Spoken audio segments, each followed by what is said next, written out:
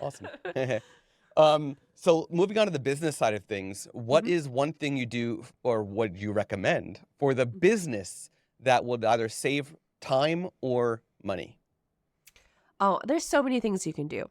But one thing that I'm really passionate about Tech Savvy Creative is Mhm. that not every photographer's business is the same. My challenges are going to be different than your challenges and the person next to me. So I could sit here and tell you one thing, but it might not be your pain point. Mhm. My biggest recommendation to you is to identify where the pain is in your business and then chase after that. So I always start with like, hey, if we're new to this, you don't know, let's get some of the basic things automated, like your contracts, your invoices, that basic admin process.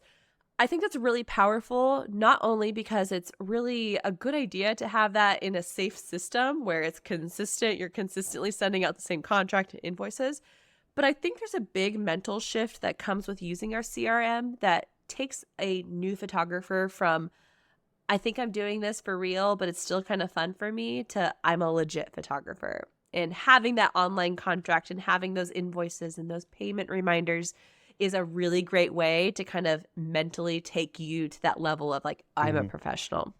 Yeah. So I always start there. And then where is it pain? For me, it's editing. I could not, for the life of me, stand editing. It just wasn't So, it didn't yeah. work for me. And I Well, joke, and I've said this before, mhm. if Imagine was around, or if I knew of Imagine when I was shooting weddings actively, I probably would have not left the industry. Yeah. That's how Well, big of a change it was for me. I was like, y- what? Like, this is all my problems. yeah.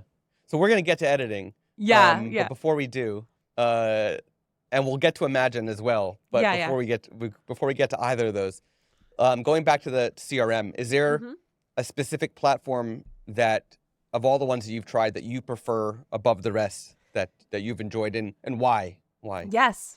So, full disclosure, I set up all of them. I have done full service setups for Honeybook, Dubsado, Tave, Sprout Studio, Studio Ninja, all whatever. There's a new one, Unscripted. That's another one. Mhm. They're Yep. new ones come and go.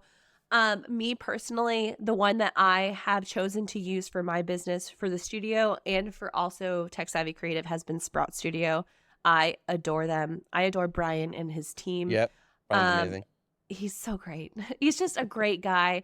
And as coming from a software engineering background, the way that they run their development shop is just so Mhm. impressive to me. And Mhm. I respect what they do so much. So if you're on the market, I could not recommend Sprout Studio enough. It is very powerful. I find that it has more features than a lot of them combined. Right. And it has a really friendly face behind it. It just doesn't have the quite the same following as some of the other ones. There's a couple really popular ones that everybody's like, I will Right. live and die by this tool.